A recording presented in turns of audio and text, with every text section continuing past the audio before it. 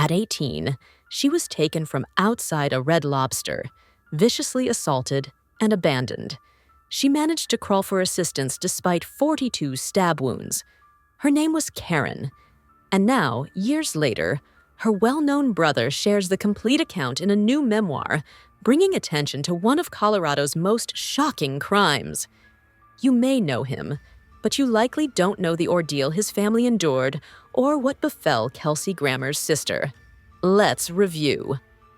Kelsey Grammer, then 20, was a promising theater student at Juilliard in New York. His younger sister Karen, only 18, had recently left college in Georgia for a year off to enjoy youth and spend time with her boyfriend in Colorado Springs.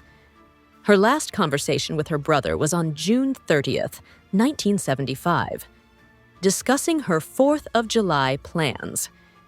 She mentioned she would be returning home to Florida soon, where they planned to celebrate her 19th birthday together. That was the final time Kelsey heard his sister's voice. The following day, Karen was deceased. Merely hours after speaking with her brother, Karen went to the Red Lobster where she was employed. It was about 11 p.m., and she wasn't scheduled to work. She was simply waiting for a friend to finish a shift. Instead, Karen encountered 3 men who altered everything: Freddie Glenn, Larry Dunn, and Eric McLeod. They had intended to rob the establishment but lost their courage and retreated.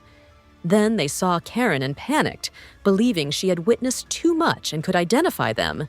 So, rather than leaving, they devised a new, more sinister plan. It was far more dreadful.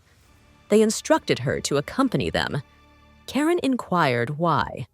The response was a nightmare. They compelled her into Freddie's vehicle, bound her, and drove around for a period before stopping at a 7-Eleven, which they casually robbed. They got away with $60 and some inexpensive items, but the true terror had not yet begun.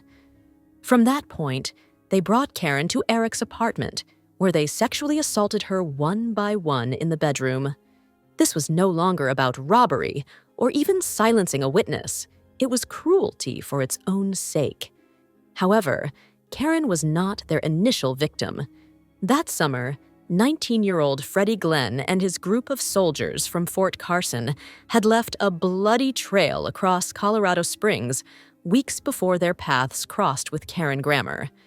Their first target, Daniel Van Loan, a cook at a local motel, was abducted at random one night as he left work, simply because they wanted to experience killing someone. They transported him to an isolated road and shot him in the back of the head for the 50 cents in his pocket. A few days later, they attacked again. This time, their victim was 19-year-old Winfred Profit, a soldier stationed at Fort Carson, attempting to purchase $10 worth of marijuana. But the deal was a setup. Michael Corbett, another crew member and a soldier at the same base, had been practicing with bayonets. Instead of completing the transaction, he drew one and stabbed the man merely to feel what it was like. So, by the time they encountered Karen that night outside Red Lobster, they were not only dangerous, but also experienced.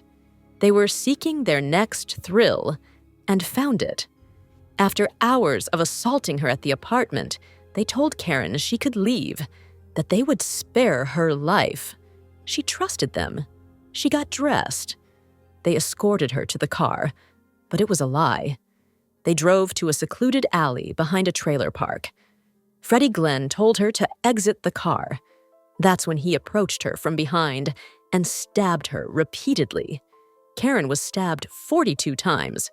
The injuries were so severe her throat was almost completely cut, yet even then, she fought to live. She crawled 400 feet, bleeding and broken, seeking help. She reached the steps of a trailer and knocked on the door. The man inside did not open it but called the police. By the time they arrived, it was too late. She died on that doorstep.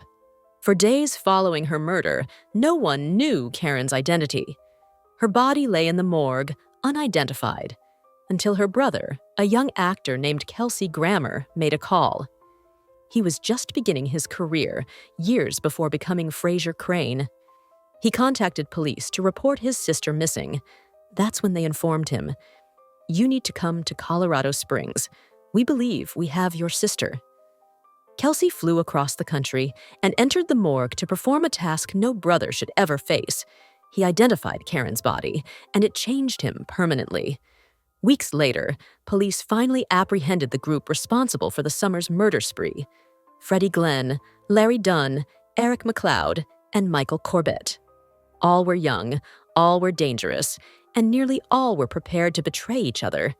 Authorities began offering deals, immunity in exchange for the full account. Larry was the first to cooperate.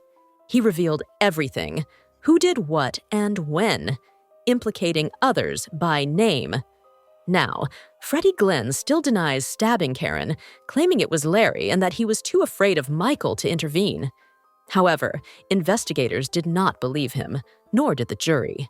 Freddie and Eric were convicted of Karen's murder.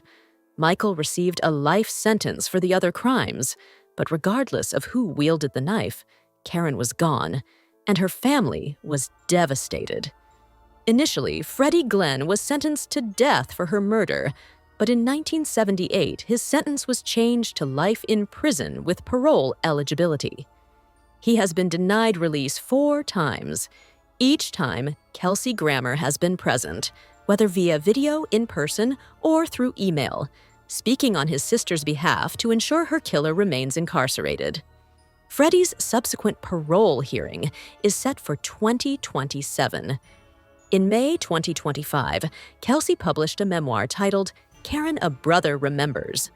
It serves as a tribute to his sister's life, sharing childhood memories, the profound impact of her death, and his path through grief. However, Freddie Glenn maintains he was merely a youth, intoxicated, under the influence of LSD, and easily led.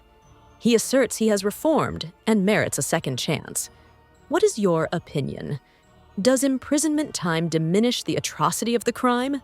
Or are certain crimes unforgivable, irrespective of how much time has passed?